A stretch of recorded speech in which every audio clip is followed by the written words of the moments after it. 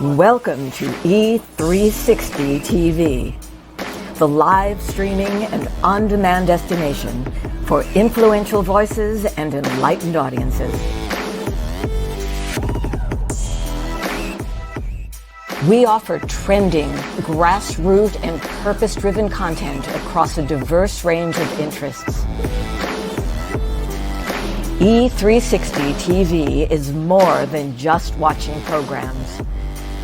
We offer the ability to interact with live shows connecting audiences to real, authentic influencers and storytellers while streaming to millions of devices.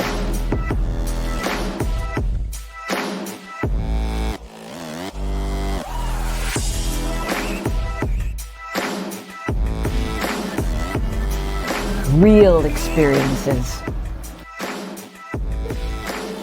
Raw conversations. One destination for it all. E360 TV. Hello, hello, hello. I have a question for you. Have you ever felt completely lost? You know, seeking purposeful direction that could and should propel your mission within your divine journey to that next level, but still it hasn't happened. Well, my name is Loren Michaels-Harris, and I'm the founder of P3, the Journey Series. People come to me because they're wounded, many are scared, and even there are those who are bruised simply because they feel that they are increasingly, for whatever reason, losing their ability to dream. Now, this P3 program is not for a person who's just looking to start a business, no, but rather for those of you out there who have been on your journey and you've been navigating within your divine purpose, but you still desire to elevate to that level that you have not reached yet. If this is appealing, if this describes you, then I want to have a chat with you. I want to hear your story. So use the link below to get registered for your free seat at P3, the Journey Series. And let's get started, one story at a time. I'll see you inside. Click the link.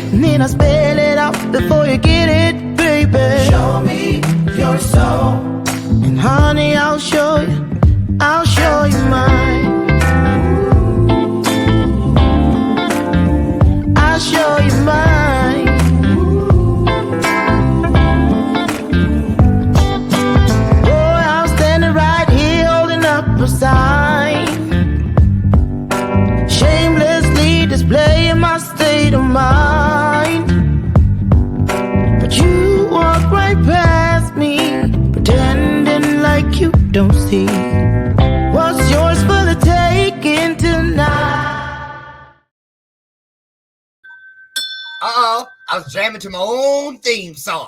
That's when you know it's good. Good morning, good morning, good morning, good morning, good morning. I'm feeling awfully good today. I went outside this morning, went back to the gym for the first time in over a month because I was off on vacation, and I don't do it then. And then I started, where is it? Here it is. The Metabolic Balance Diet Transformation with my coach, Miss Jane. She was on the show, and you guys. So anyway, I'm down as of last Friday, 19.6 pounds, and so excited. So today was the first day I could go back into the health club, and it was shocking, to be honest, because I sat down and put the weight where it was a month and a half ago, and I was like, did somebody glue these weights down? What's wrong with this thing? It's broke. It won't move. Then I realized, boy, that shit way too heavy. I was like, very humbling. I'll put it that way. But if you don't use it, you lose it. So anyway, use it, y'all. Get out there. Be the best you can be. Mind, body, and spirit. Your health is very important. Hey, have you guys ever heard of a thing called the 4 Directions prayer? I ran across it somewhere last month. I put a post-it note to check it out. It's a lot of indigenous people use it. It's built into their traditions. But their directions, I love it. Look, real quick. Check it out. North, the direction of clarity and brightness. East, the direction of new beginnings and promise. South, the direction of warmth and growing. And west, the direction of the setting sun. So, and the elements are gratitude, guidance, balance, strength, and humility. Google it. Check it out. I'm just absolutely loving it. But I'm not loving the 6 degrees. It was 6 below zero this morning when I left to go to the health club. I think it may have warmed up a little to maybe 4 below zero right now here in Chicagoland. So if you are, wear these frigid temperatures seriously. Take care of your pets. And make sure your pipes and everything, just be careful, bundle up when you go out, won't you please? And then finally, up in the corner, you see that little flow code up there, you guys? Oh my goodness. Last week on Wednesday was my Mindset Revolution is my membership site now, but I'm doing a 4-part series, a webinar series, and in case your eyes are bad or you just can't see from where you're at or whatever, let me pop this up on the screen right there. See that? Scan that code with your handheld device, please, and register for this Wednesday's webinar. It's a 4-part series all about getting yourself launched. Get off that, I'm gonna come over here, off that launch pad. This is the year of Jubilee. I don't care how you believe, what you believe, but it is the year of Jubilee. It's a real thing. It's biblically based. It comes around every 25 or 50 years. Now, why is that important? Because you must expect these blessings. You must expect the increase. You must expect everything that is coming your way. Because that way you know what to do with it when it gets there. Surprise people don't know what to do with shit. They go, oh Lord, oh Jesus, oh. That's why people that win the lottery end up broke in most cases. Be expectant. Already plan what you're going to do with it. Sign a contract, create a covenant with you and your higher power. So when it all shows up, you are impeccable with your word. A little quote from the 4 Agreements this morning, y'all. So anyway, here it is. I'm going to put it into the chat, the link. Please go over. It's absolutely free. 70-some people last week. We had a fantastic time. Honestly, check my page. They're still talking about it, and we want to see you there. We'll be talking about how to elevate your potential, unlock habits for peak, not weak performance. Did you hear me? I said peak, not weak performance. Enough of this ... Morse code existence. It's enough of these shared custody agreements with your divine purpose. Get out there and do it all day, every day, and you're going to get there. I promise you that. Okay, listen, today's guest I have known since the beginning of this career of mine. I'll never forget. I met him out at Cervex, and I thought it was Garth Brooks or somebody first. He was standing out because he had these little black boot things on and was tall and just looked like some kind of a country western star or something. I was like, who is that? They're like, that's Joshua Berglan. He fancies himself the world's mayor. And boy, here we are years later. And he has gone so many places.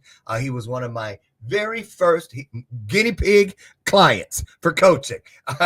And I say guinea pig because he's really one of the pioneers. I love what I do today in the realm of coaching, and I could not have gotten to where I am today if it wasn't for the man coming in here today. So listen, there's a lot that I could tell you about Joshua Tyler Berglan. We don't get to play the guessing game today because I already know.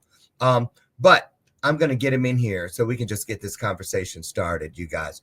Sharon, 222 of you and 2 emojis, 2222.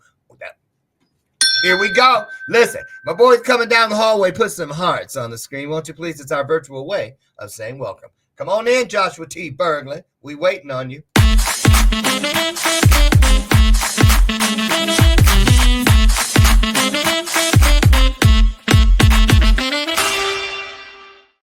Man, you're going to make me cry before we even start.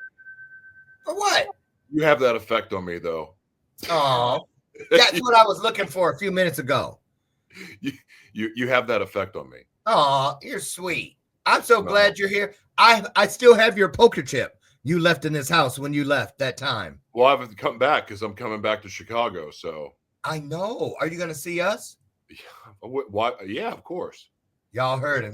I'm not coming to Chicago and not seeing Loren Harris. Yay!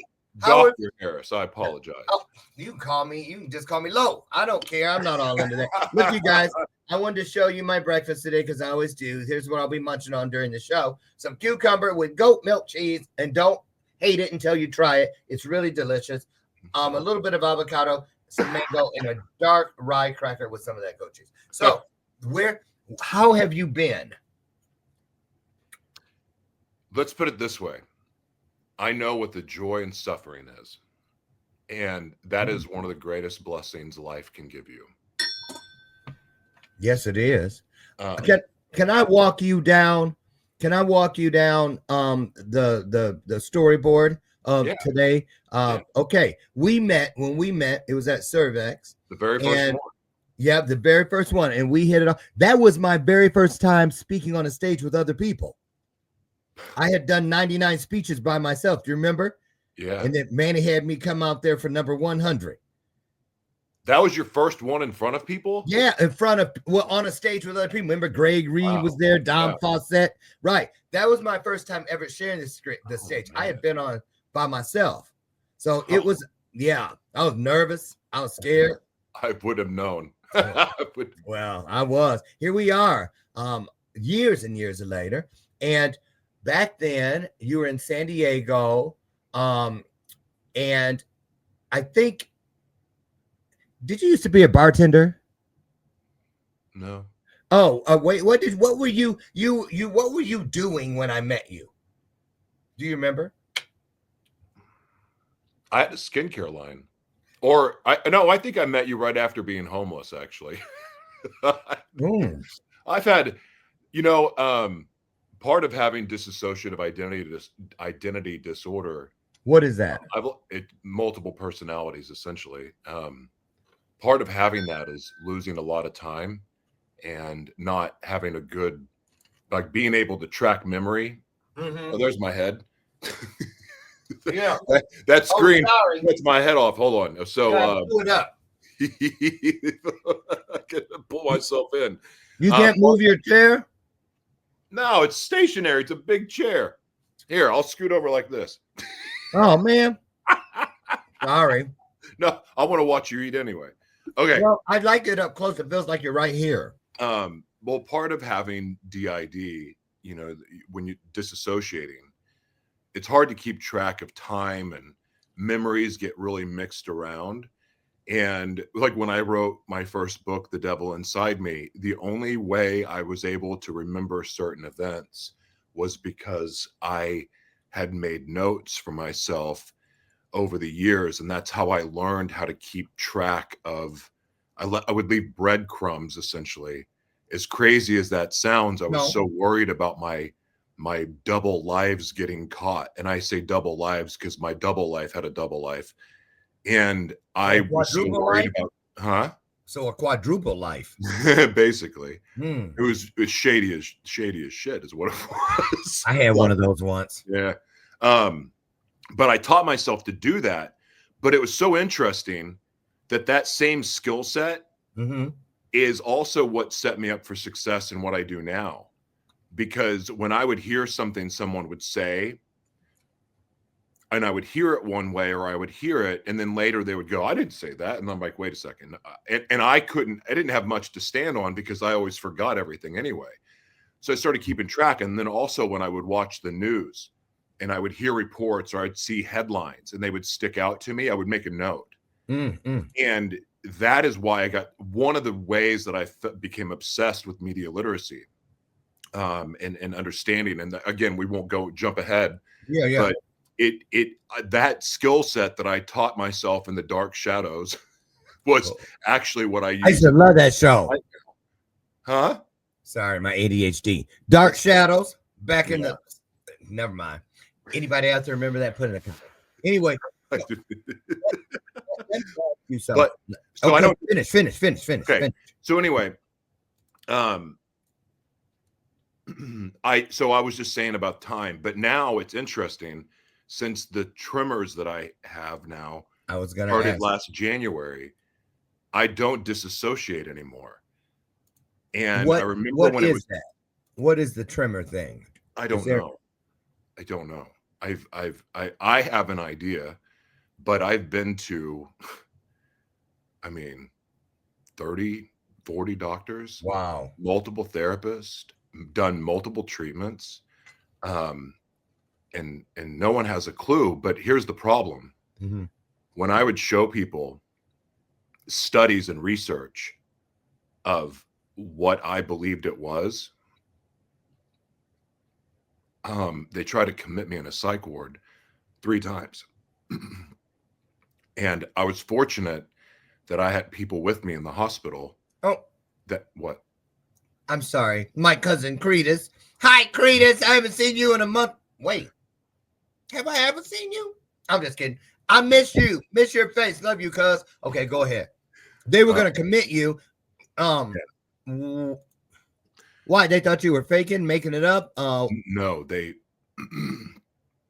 Charles. They were saying that they, wanted to. There was a lot of different things that went down, essentially, but they were wanting me to sign away my rights so they could commit me. That was the first time. But then the other 2 times, it was because I was like screaming that they need to look at these studies that have been out for 40 years. And it's essentially about how man merges with technology. Because the thing that is so weird, like it's easy. So I've had some people say it's demonic, and it's like a spirit. But the thing is that I feel cell phones in my body. I can feel you eating. I can feel you eating inside my body. I can feel your computer. I can feel other people's cell phones ring and vibrate, go off. Tucker Bearden, who is gifted with Asperger's. I have ASD also. So you met Tucker before, right? Did you ever meet Tucker Bearden? I was in Vegas with Tucker. His very first outing. Yeah. Right. Remember? And we were all hanging out. Remember? And he had an episode and everything. Remember that? Yeah. Because he could hear the you guys should have seen it. He said the electricity and the lights in Vegas, he must have been overloaded. Even ice in a glass jingling had him. He was like, so what about that? Do you think do you think this is something on the spectrum? I am on the spectrum. When I was going through the process of disability, because I literally I still can't live alone. I'm doing way better than I was doing, but I can't drive myself. I can't be out in public. I can't even really be around people without pain. Now I can't hook it up now because it messes with the broadcast. Amy Joy has one of those, a big one. Yeah. At her healing center. They help me build, it's a Rife machine. They help me kind of build a force field around me, and it allows me to go out in public where the sounds don't hurt as much. And when I say it's not just feeling them, it hurts. It feels like lightning in my body when I hear microphones through speakers, and it's my own voice, like using this voice. This will cause me to tremor all day. The reason I haven't been broadcasting, it's my favorite thing to do, but it hurts me too much. I've done a couple in the last 6 months, like this last 2 weeks, but the more I talk, the harder it gets, the more I tremor. So I've been using the Rife machine. It's been the only thing that's kind of helped me build up a force field. But if I don't do that treatment a day, I'm screwed. Like it all comes back. So there's no answers. Again, I have some, if I started talking about what I believe it is, not only would it scare the crap out of your audience, because I can use a lot of facts and studies and things that, and I could use words that most people wouldn't understand. And if they looked it up, they would get scared. So I want to be very responsible about how I talk about it. Because the truth is I don't have an answer. I just have a theory, but my theory is a very educated theory because I'm just so happen to be an expert in the subject. So it's kind of a weird, it's like living inside your own conspiracy theory that's not a conspiracy. So you have that to deal with all while doing all these other things. For instance, tell everybody about how, because you had the moniker when I met you. And I remember I was like, yeah, he's nice. Yeah, I like him. But I wonder if he's cray-cray. Because you're like, that's when you busted out with the world's mayor. So tell us about here, the world's, and now everybody calls you that. Talk about where that came from, what it means, and how and why have you held on to that moniker all these years that I've known you? The world's mayor, what does that stand for? It's easy to have a nickname that's not about you. Think about what a mayor does, or what a mayor is supposed to do, not some of the shitty ones we have in our government now. But think about what a mayor is responsible for. A mayor is responsible for elevating people into their highest purpose, to position them in areas of strength, having the foresight and the vision to know how to put things together for the betterment of the people. And that has been my philosophy in everything I've ever done, except for the fact when I was a junkie and struggling with mental health and chemsex addiction and everything else. But my heart was always to elevate other people. Like the only time I was ever normal, and I was crazy, there's no doubt, but it's hard not to be when you have multiple personalities. It's just, I'm sorry, it's just not hard to be crazy that way, especially when you don't know what's real. Like imagine, like you think it's crazy for someone that is acting crazy and you can point at them and go, oh, but imagine that person inside, they don't even know who they are because they shift all the time. And every time they think they go, hey, this is who I am, they turn into something else. Like that's maddening. I got to be honest, it's maddening. And I'm just now at 45 years old, not disassociating. So I'm learning how to be sad and be heartbroken and have joy. Like, heck, I couldn't even have joy without disassociating. Anyway, so what were we talking about before I went off? We talked about the world's mayor, but now that's let me go back to that. Let me go back to the mayor thing. Okay, go. And I got my next the mayor, it's always been my mindset. And I mean, my mom used to tell people I was going to be the mayor one day because of how I acted when I was around people. But when I was in San Diego, I was walking the streets. This is the official story of it. And I'll tell the short version. Okay. I was so grateful that I got that house because it was a miracle. It was a miracle. I didn't have credit, didn't have any money, didn't have anything. And somehow I got a place on right by the water in downtown San Diego, Little Italy. And I mean, and it was it was just the whole thing. Like, oh, praise God, this is amazing. So I'm walking the streets at 5 a.m., walking to the gym, saying my gratitude out loud.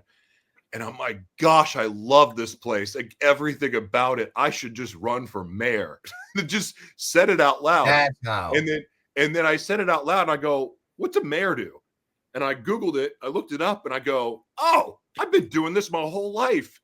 And so this is when I first started doing my broadcast, Morning Gratitude. Oh, yeah. And Morning Gratitude with Josh Gratitude Unfiltered. And because I wanted to do something more. You need to bring that back. Well, we'll see. I like to create new things, but I'll get into that later. So when that night on the show or the next broadcast I did, I just said jokingly that I was gonna run for mayor, and then it just started happening. People started calling me mayor, and then I'm like, well, crap. Well, then one of the guys that listened, he owned a big technology company, still does to this day. Still talk to him. He goes, if you're serious about this, I can help you. So we actually met. And we started having meetings about it. I'm like, oh, this is amazing. He goes, I want to hear what your goals are. And everything I talked about was like Africa, the deep South, not deep South, the global South. And talking about, it was a global mission. He goes, well, you can't be the mayor of San Diego and like want to help the world. And I'm like, well, shit. I guess I'm not going to do that then. So then I'm like, well, I'll just be the world's mayor then. He goes, yeah, be the world's mayor. And so then I get on my show, brought it back up. And then, it wasn't like people started calling me world's mayor. They were still calling me mayor. But I went and bought the domain. I went and bought the worldsmayor.com like that day, because I just knew there was something to that, because I kept getting visions of the United Nations and the World Economic Forum. And a lot of people didn't know this at the time, but I've been studying world leaders, and I had known that if you want to know what's really happening in the world, listen to what the world leaders say, not the news. Watch the meetings, watch Davos. If you want to know what's coming in the world, don't watch the sound bites. Don't watch the clips that say useless eaters and stuff like that. Listen to the whole thing. Read the books. When they put out an agenda, you read it. I was doing that. And so I had a good sense of what was happening in the world and where we were going and all that. And I was preparing. And long story short, the world's mayor thing never made sense to anybody. No one ever knew it was just about elevating other people. They thought it was some ego thing. In the back of my head, I'm like, you're going to see, because I believed in the visions that were put in my heart. Mm-hmm. Well, it's been how many years later, and it's not like I'm world famous or anything, but I will tell you this, I am on the world stage. I am getting to work in Africa and the Middle East and in India. My book is being used, Media Company in a Box, in the Bridge to It's Media manifesting. Summit. It's all coming true. Like Do you remember when I said way back, you were around me when I started Bathrobe Moments? Mm-hmm. And you remember when I got with E360, it was beta testing. And I said, I'm going to be syndicated one day. The only question, that's not a question. I already know this. I just wonder, will I come on TV before Jimmy Fallon or after? And it was cloaked in humor, just like my male black Betty White comment. I'm trying to get to 99 or further, right? People laugh, but you're really manifesting. You can put it however you want to put it, but it has power. Every word. Yeah, watch what you say, because it will come true. You end up with it. I'm telling you, that's what it is. Hey, I'm going to tell you something. I've never been a fan of driving. And one of my prayers is always, or like I would say, like I want a driver. I want someone to drive me. I want to be able to sit in the back seat, drive, or have someone drive me. I don't want to deal with it. Well, now I literally can't drive, and I have a driver, but it didn't happen in the way that I thought. I mean, getting that Uber and call it a day. I am going to have a real driver that's a bodyguard too, but I didn't know it was going to happen from being disabled. I want to ask you something though, because it's on my mind. It's running around, won't sit down. Ever since you said it. Now you mentioned, you tried to throw it out there real quick, like I wasn't going to come back to it. You should have known when you said sex addiction. I was like, what? Oh, chemsex. I want to be specific because it was cocaine, meth, and sex. Oh, chemsex addicted. Yeah, chemsex. Oh, yeah, okay. Don't Google that, people. Well, I'm just saying. Some people might say, "Yeah, I wonder how you know," because you could just be already horny. But if you, what's the line? What? I mean, how do you qualify for being a sex addicted person? Okay, this is a good time to tell a short story. I'm going to talk about my relapse. Children, leave the room. Yeah, leave the room. Leave the room, because this is gross. It's gross what I'm about. Wait, I'm eating. That kind of gross? You can handle it. Okay. If I only had a quarter. Okay. So Loren plays, he's in my story of redemption multiple times, but this is the most amazing. Okay. This is probably the most important Loren story I can tell in my life. And there's this Loren? Yes. You're a part of the story. So I don't know. You do know this. I just don't know if you remember. So after I surrendered my life and I blazing, this trail, and I'm doing everything to heal from mental illness and the addictions and everything else. And I'd been clean and sober and living my life. And long story short, got kicked out of leadership, like this leadership course I was in, and it was emotional intelligence leadership. I got kicked out the last weekend.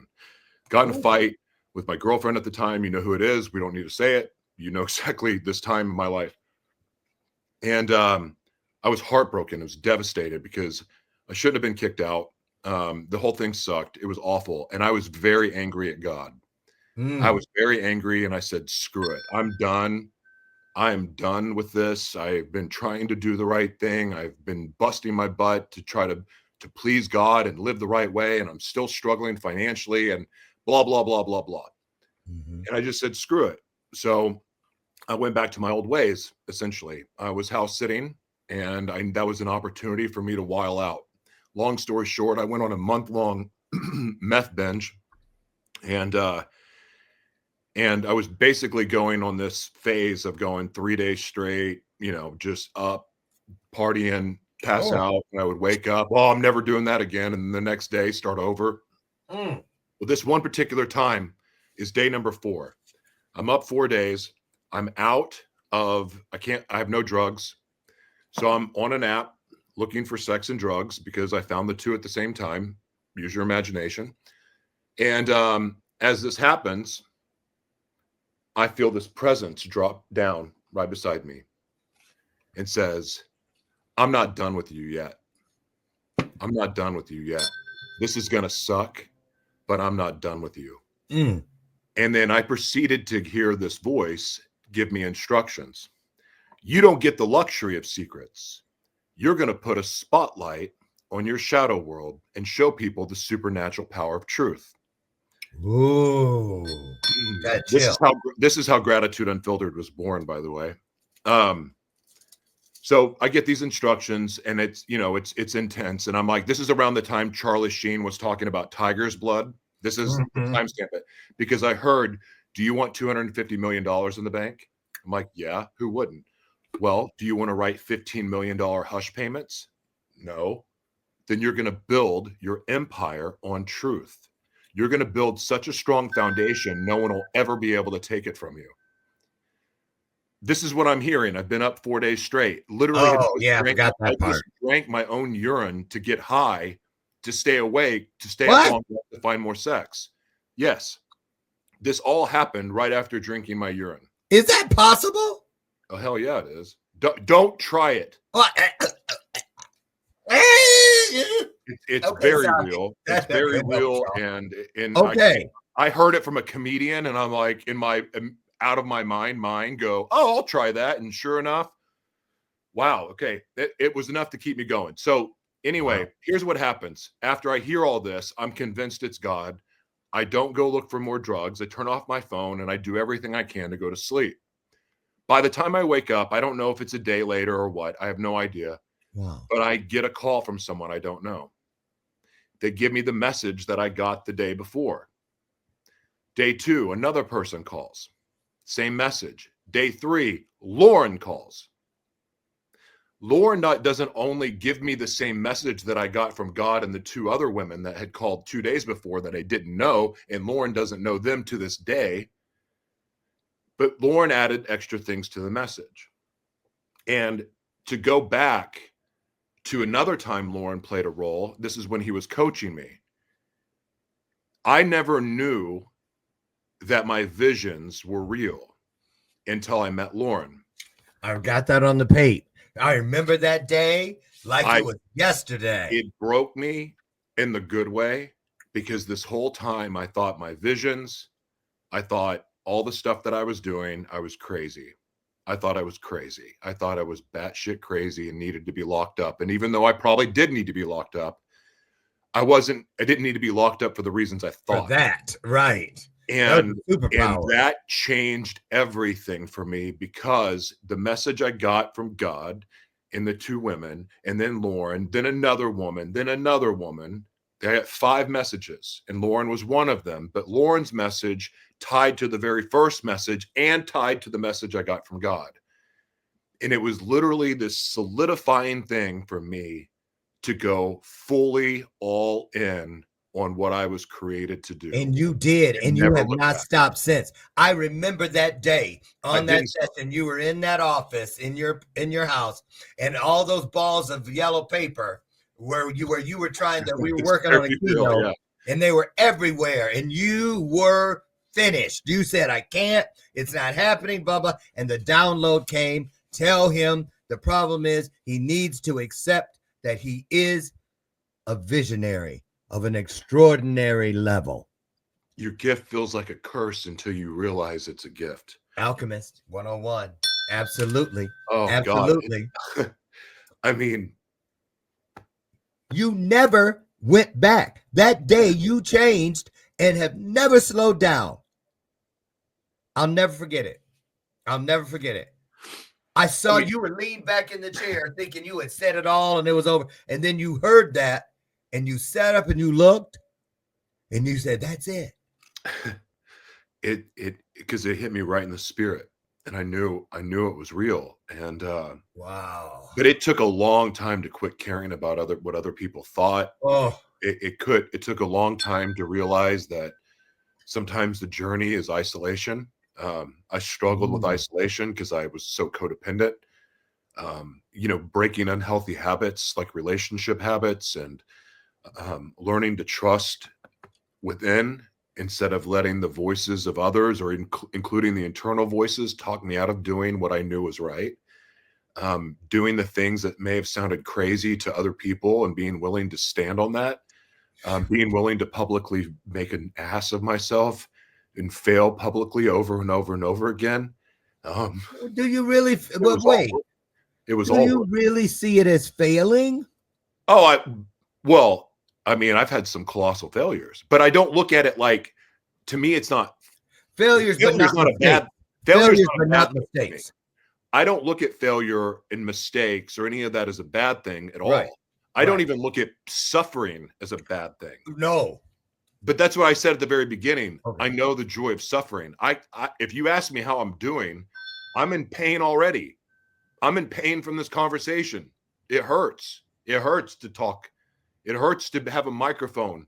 It hurts all of it. But here's the thing. I'm so freaking grateful for this opportunity. I'm so grateful that, and despite of losing so much from this, that doors open that were impossible before.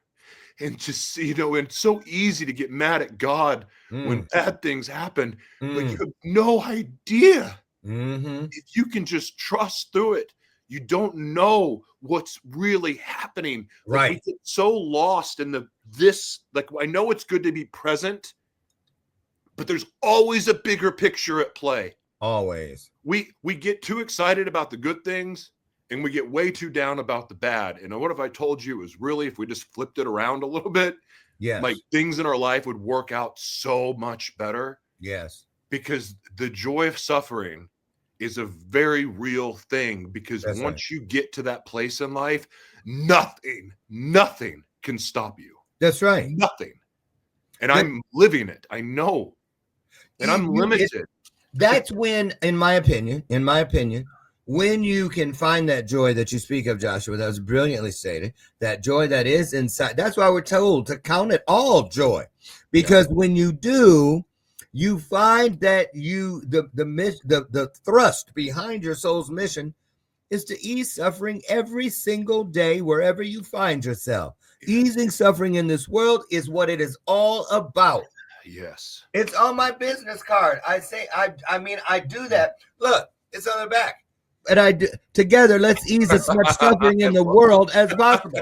And that's, I love that. To remind me, and as I give it to other people, but I put things in place to remind me. Don't you dare forget what you agreed to do and why you were sent to do it. That reminder in the back of my head every time that I get frustrated with what's happening to me physically.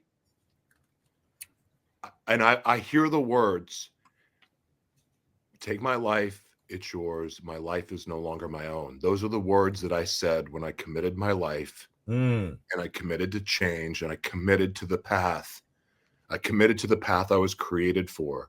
And so that meant that I signed up for all of the stuff that came with it. But I also get to know, like, I know it's cliche. I'm not an evangelist anymore. But I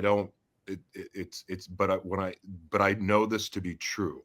Know this to be true. that where we are weak, our creator is very strong. Woo. And surrendering the things that afflict us and attack us, that burden us. There's something so powerful about surrendering and saying, I trust you with this more than myself, and watching how things unfold after that. It doesn't mean you're not going to hurt. It doesn't mean you're not going to be sad. It doesn't mean any of that, but it means that you're going to get through it and the best outcome is going to happen. Yeah. If You're right. you can trust it. But if you try to keep it, let me tell you something else. Tell me. I'm going to share this. Share it. For so long, I was so scared about telling people that I had HIV. For so long, I was so scared to tell people that I had multiple sexualities. And when I say multiple sexualities, I'm saying that with my multiple personalities, they all changed. I didn't know what it was. Imagine dating me. Like one day, like, I mean, it just changed all the time. Yeah. I'm sure it was very maddening for all of my exes. But like, I didn't know any But of only that. if they lived in Texas. Sorry. I was just too juicy. I couldn't let it all sit of there. all of these things that I was so afraid of being honest about, the minute I just stood on it and was honest. But how can you be honest about something you don't yet understand? Well, but being honest about not understanding it was what helped me get to a place of understanding. And then when the disassociation stopped, I was like, okay, now what? And the alters that I had, they didn't go away. They just kind of came and started participating together with a therapist.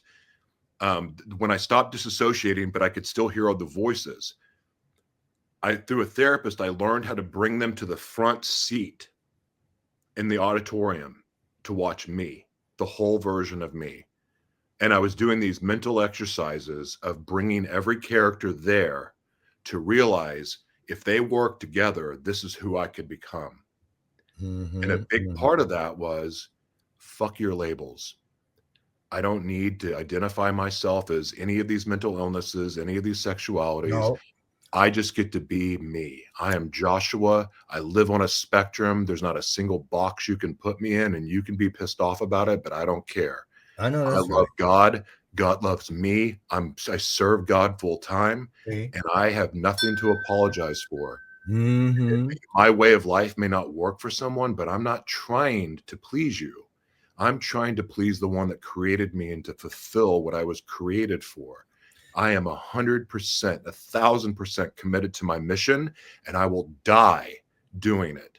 I have things that if I don't know what's going to happen with my health, but I can assure you that even when I die, the World's Mayor experience, it will continue. The World's Mayor, the mission of the mayor will continue. It's already set in stone. It's already in the plan. Even if I died today, this will continue. The World's Mayor experience, the Bridge Media Empowerment Centers. That's where I wanted to go next. The Bridge 500 locations will be built all over the world, whether I'm alive or not. Talk about that while we have time. That's where I wanted to actually go next, to the Bridge Empowerment Centers. What's that all about, and what stage of development are we in currently with it? Investor mode. The plan's put together, the franchise model's put together. My team is there. I've partnered with a really powerful company called Microtron AI. They are part of the Department of Defense. They specialize in defense weapons, but they also have stuff that's coming to the general public. They're my partners. Those of you who remember me walking around the Morgan Camera Shop in Sunset Boulevard in Los Angeles, talking about like what we were going to do there. This is it. That was 8 years ago. This is it. It's taken that long to find a team, to find people that believe me, that would like, hey, I align with your vision. I got to be honest, it took writing the books to do it. The book helped. Media Company in a Box, writing that book is what opened the door. That book is being used in high schools and universities around the world now. But the book that I wrote, The Bridge to Media Empowerment, is the curriculum for the media centers. But what these centers are, it's like a hybrid of the Boys and Girls Club, but it's a secure facility, because the idea is we want to have the youth. We have an area for the youth. We want them to feel safe. We want them to feel safe so they can create products that are true to them. But at the same time, it's designed that if they feel safe, that we're going to find out if they're being abused or molested or, being bullied, because we have resources in place that are going to come that will be a part of this to help the child, to help the kid rehabilitate, to heal, to get the right services they need, and so on. Because it's a lot easier to heal a kid than it is a grown-ass man. Ooh. I know that from my own life. So that's the first part. But also because my heart is for the underserved. The underserved are ex-convicts. They're former trafficking victims. Mm-hmm. They are people that are mentally ill, that are on the spectrum, that come from, areas where there's gentrification and redlining. There's the refugees, even. So I recognize that is a mix of people that you also need to have a secure area for, because we want everyone to feel safe. We are going to have hardcore rules because we're not going to allow people to get out of hand. We're here to help people rehabilitate. So the idea behind this is not just a safe and secure facility, but the part that's not like the Boys and Girls Club is the media literacy aspect. Every single job in the world, no matter what you call it, moving in the fourth industrial revolution, will be a media job. You will not survive as a business without being media literate. Loren is media literate. He understands how to use most of the media tools. I don't know how you are in VR yet, but that's a media outlet. This is the future. And so what I was talking about, the United Nations and the World Economic Forum and all that. Yeah. Well, if anyone read Agenda 2030, and none of you did, I'm pretty sure you didn't, because most people wouldn't. I did. My books are, and the research that is in the books, that is listed in the books, all have the studies and the research to back up everything I'm saying right now. I know for a fact what I'm saying is true. And I back it all up. I'm not even messing around. I wouldn't be taught. I wouldn't be a part of the organizations I'm a part of if I was full of crap. Right. I'm connected to the World Economic Forum and the United Nations. So I'm not messing around when I say this. All of you in America, especially because America is further behind than any nation on the planet than media literacy. The media illiteracy is almost disgusting. And media literacy is not just deciphering between real and fake news. Media literacy is also understanding how to use the media tools available to monetize your gifts, talents, and intellectual property. And also, moving forward, intellectual property and data is basically your currency moving forward. Wait, are you saying there's something more than Facebook ads? Yeah. In fact, what do you say? You're kidding. Putting your premium content on social media, you do not own it. You do not own your intellectual property there. You lose the value of it. The premium value you lose when you put it on social media. Where should we put it? On your own website. Every single person should have a web platform. Websites matter now. Yeah, they do. Haven't mattered in a long time. Websites are like, that's your digital real estate to build off of. If you've noticed, LinkedIn, X, Facebook, all these they keep adding new features to the platform. Do you know why? Because they want to keep you there as long as possible. The longer you're there, the more data they can collect. Well, here's the thing. Everyone should be building a platform that no one wants to leave. They're giving you the blueprint of the future. All media is merging. And I've been saying this for 10 years. It just like all media, movies, TV, podcasts, all of it's merging into one thing. Education, entertainment, merging into one thing. If you're a teacher, if you're somebody that likes to educate, your time is now, because the future is set up for storytelling and teaching. Why? It's to teach this next generation. It's to educate them on how and help them build the world that we wanted to live in. We're here to build the world, the new world for them. And it's going to come through education, but our platforms matter. Why? Because there's another step, and you're already doing it with your membership site. It's about community. We are going into a world where there's no more global mega fame, Tom Cruise, 500 million followers. Those days are over, especially with what's about to start taking place, Mhm. what you're going to see is community leaders. Loren is going to be a leader of a community, and to his community, whether it's 1 million people, whether it's 500,000, whether it's 10,000, or if it's 100 or 10, you'll have more than 10. I'm just saying, the people that are willing to step up and teach and educate, you're going to be like a tribal leader.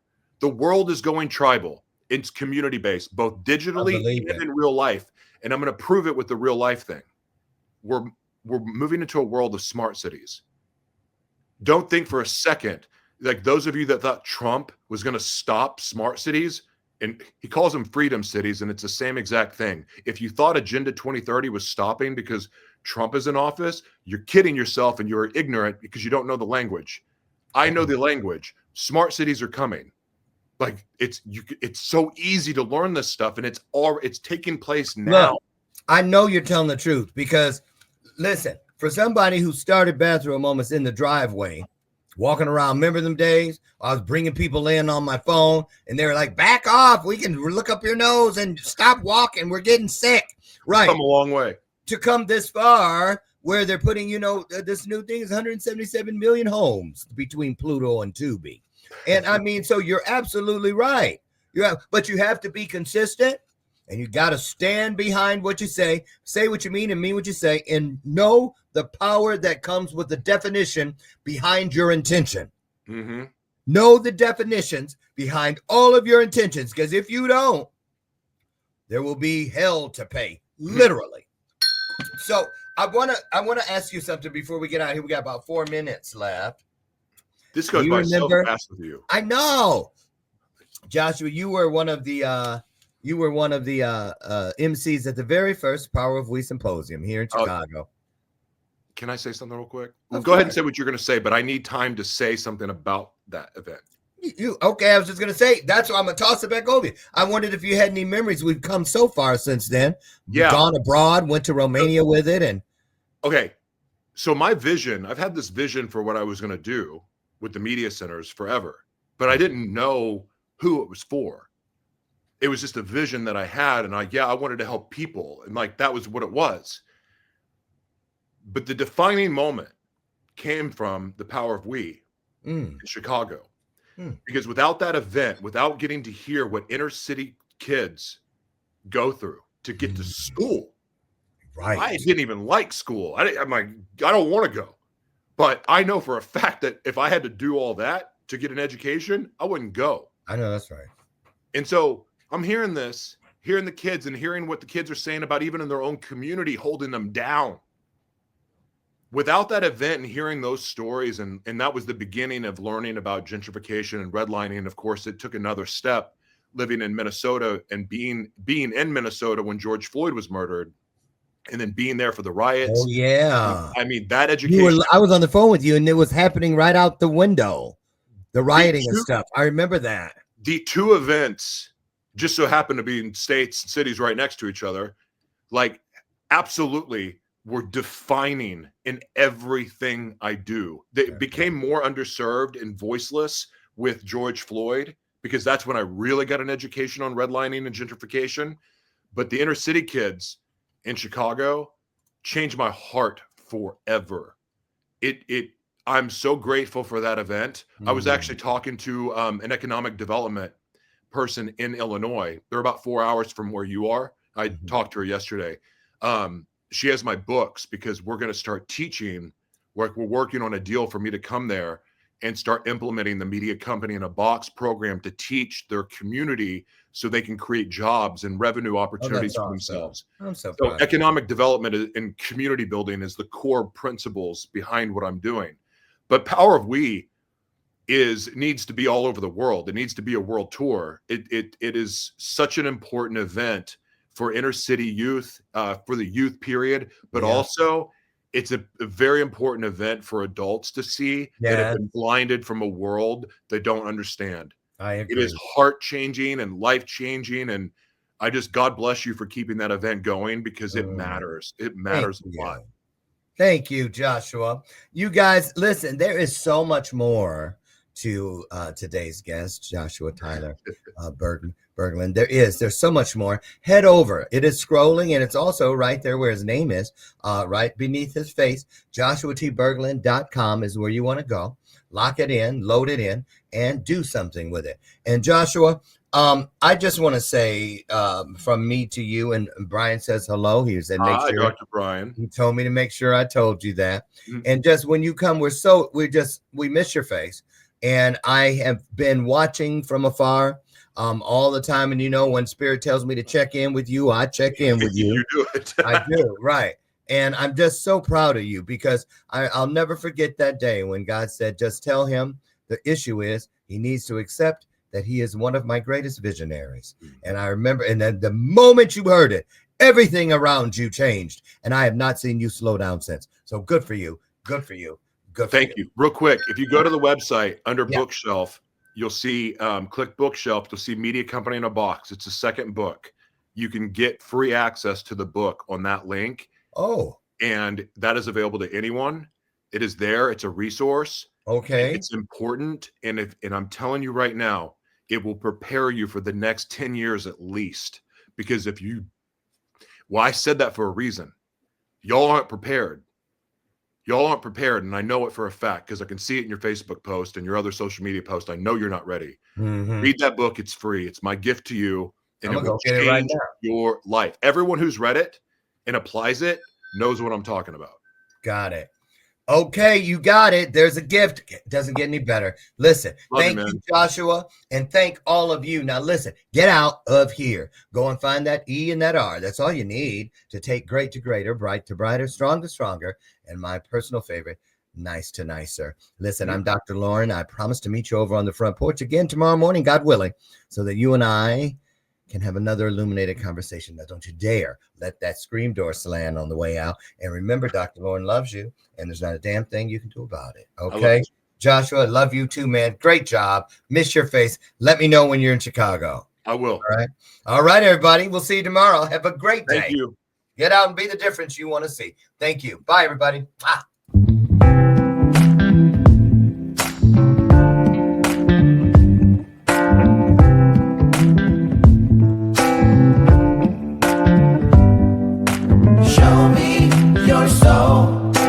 Baby, I'll show you mine. Show me your soul.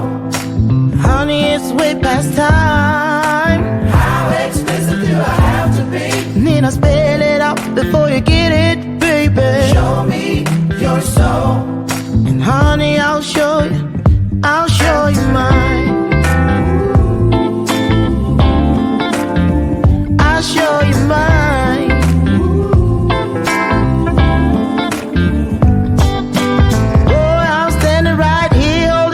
Sign, shamelessly displaying my state of mind.